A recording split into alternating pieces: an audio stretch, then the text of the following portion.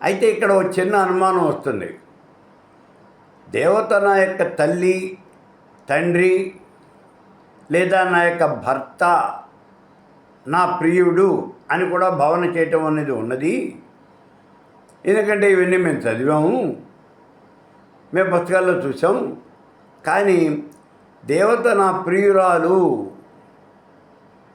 స్త్రీదేవతని ఇతను అర్చిస్తూ ఉన్నాడు.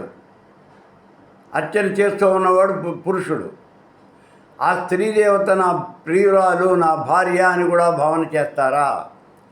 ఇది మేము ఎక్కడా చదవలేదు కదా. మీరు చదవలేదు కాబట్టే మేము ఇక్కడ చెప్తూ ఉన్నది.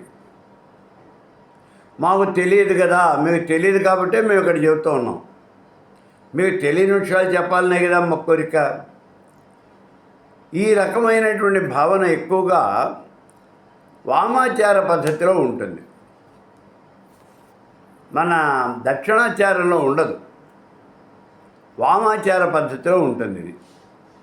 ఇది దేవత నా యొక్క ప్రియురాలు, నా యొక్క భార్య అని అలా భావన చేయటం.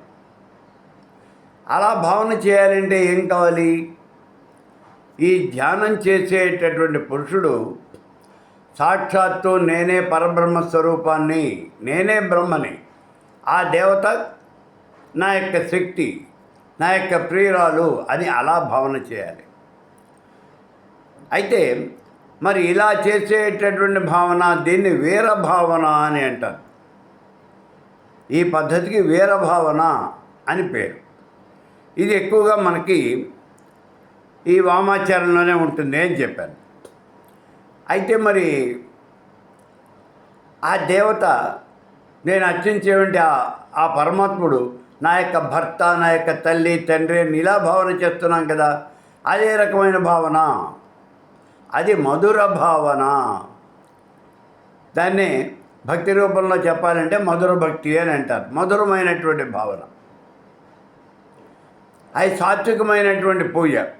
మనం చేసేటువంటి దక్షిణాచార విధానంలో ఆ దేవతని ఇలా మనం భావన చేయటం అనేది జరుగుతుంది. కాబట్టి దేవతని సామాన్య భావన లేదా దివ్య భావన, ఈ రెండు రకాలుగాను భావన చేస్తారు. భర్తగా భావన చేస్తారు, ప్రియురాలుగా కూడా భావన చేయటం అనేది జరుగుతుంది. ఏదో ఒక రకంగా భావన చేస్తూ ఆ దేవతని మనం జపం చేయాలి, ప్రార్థన చేయాలి.